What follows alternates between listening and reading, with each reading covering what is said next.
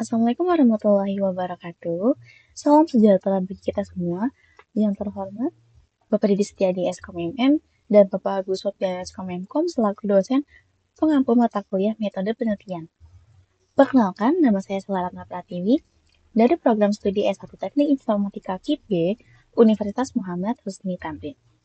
Pada kesempatan kali ini, saya akan mempresentasikan proposal penelitian saya di bidang kecerdasan buatan berjudul Penerapan Artificial Intelligence menggunakan Algoritma Convolutional Neural Network atau CNN untuk klasifikasi ekspresi wajah pada avatar virtual YouTuber.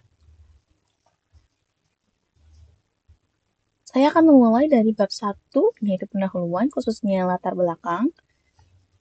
Industri penyiaran digital saat ini sedang bergeser dengan sangat masif lewat fenomena virtual YouTuber atau VTuber.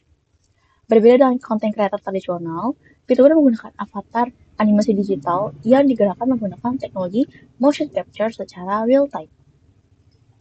Sebagai contoh nyata, siaran langsung interaktif dari VTuber seperti Genji Tsunagehana dari Ion of Stars, Yudhistira Yogendra dari Pandawa, maupun kreator indie seperti Carl Tornes, ini kerap berlangsung selama berjam-jam. Masalah komputasi muncul pada manajemen tahap post-production. Sistem komputer saat ini hanya merender representasi grafisnya, tapi tidak memiliki pemahaman semantik mengenai emosi apa sih yang sedang terjadi pada avatar tersebut. Jadi ketika editor ingin melakukan kurasi video untuk mencari momen-momen emosional atau highlight, mereka harus menonton ulang rekaman berjam-jam tersebut secara manual. Proses manual ini sangat menyita waktu terhadap kelelahan visual atau human error, dan sangat tidak efisien dari segi biaya maupun tenaga produksi. Oleh karena itu, saya mengusulkan penerapan algoritma Artificial Intelligence atau AI di bidang computer vision dengan mengimplementasikan algoritma deep learning arsitektur convolutional neural network sebagai solusi komputasi untuk mengenali ekspresi wajah termodifikasi tersebut secara otomatis. Berangkat dari inefisiensi tersebut, fokus perumusan masalah dalam penelitian saya ini saya bagi menjadi 3 poin utama. Yang pertama, bagaimana merancang arsitektur model CNN yang optimal untuk mengenali fitur wajah bergaya animasi atau avatar. Yang kedua, bagaimana tingkat akurasi algoritma CNN dalam mengklasifikasikan ekspresi wajah pada avatar virtual YouTuber ke dalam kategori emosi yang berbeda. Dan yang ketiga, bagaimana evaluasi kinerja model komputasi saat memproses gambar dengan resolusi dan tingkat pencahayaan yang bervariasi. Agar pengembangan model AI ini lebih terarah, ruang lingkupnya saya batasi pada pemrosesan citra statis yang distraksi dari YouTube dan tidak mencangkup real-time video processing untuk konsumen akhir. Klasifikasi ekspresinya pun difokuskan pada 4 emosi dasar, yaitu senang, sedih, marah, dan netral.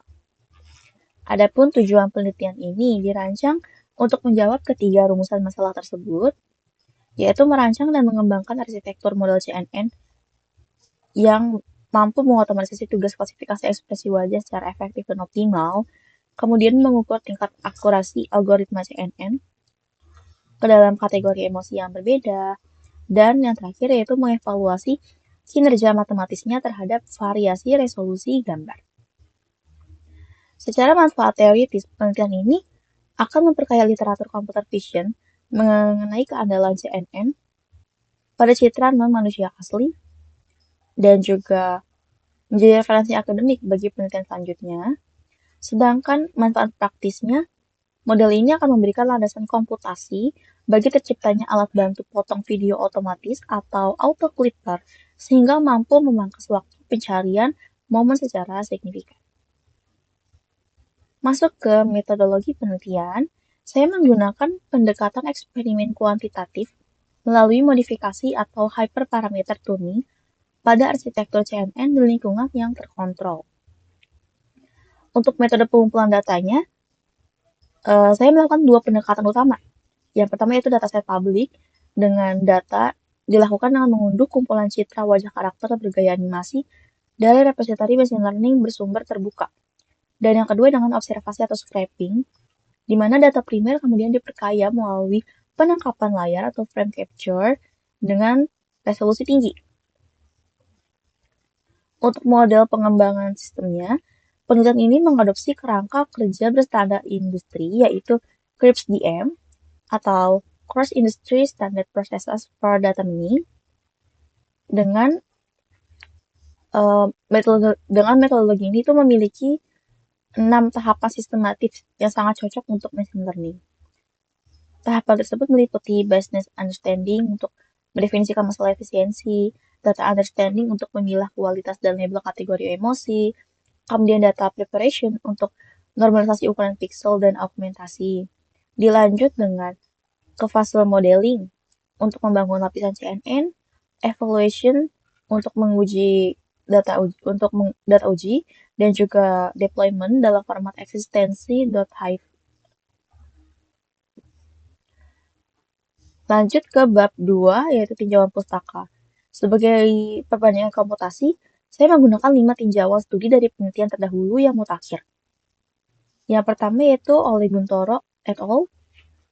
Dalam jurnal ini tuh menyoroti bagaimana tahapan pra-pemrosesan citra dan augmentasi data dapat mencegah overfitting pada model CNN.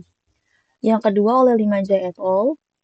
Di mana penelitian ini memberikan gambar komputasi mengenai penarikan data visual yang bersifat real time. Yang ketiga yaitu oleh Niasmara et al.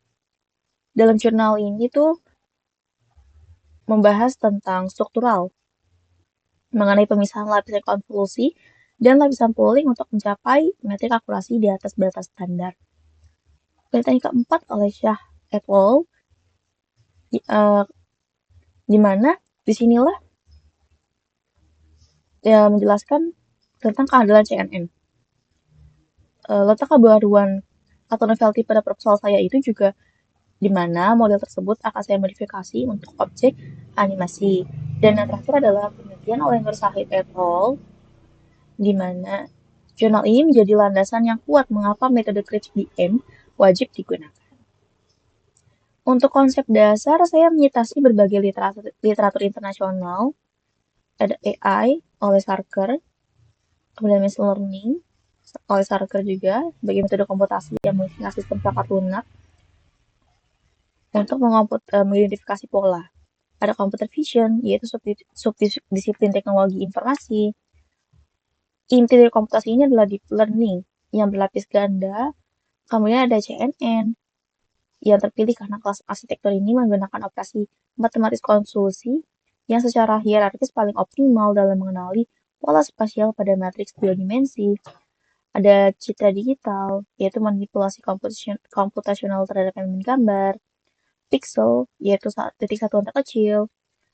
Facial expression recognition, yaitu teknologi analitik. Observasi data ekstraksi, yaitu teknik komputasi untuk menarik data. Ada augmentasi, teknik rekayasa modifikasi dataset visual. Hyperparameter tuning, yaitu proses untuk menemukan konfigurasi variabel kendali. Conversion matrix, di mana merupakan tabel matriks fundamental.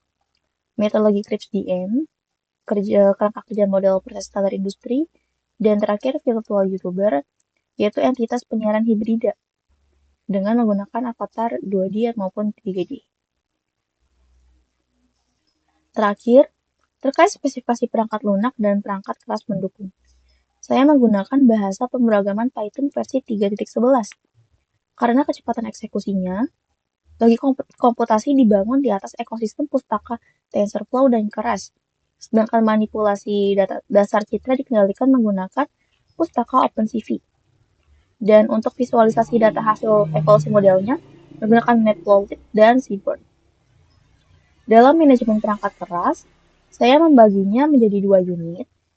Terminal utama untuk penulisan kode, pembersihan data, dan pra-pemrosesan dilakukan secara lokal menggunakan laptop Lenovo ThinkPad T480 dengan prosesor Intel Core i5 generasi ke-8 dan RAM 8GB. Mengingat pelatihan model deep learning memerlukan sumber daya yang sangat intensif dan laptop lokal menggunakan grafis terintegrasi, tahap training model saya delegasikan secara remote ke infrastruktur komputasi cloud. Saya memanfaatkan akselerasi virtual NVIDIA Tesla T4 GPU dengan VRAM 16GB melalui Google Collaboratory.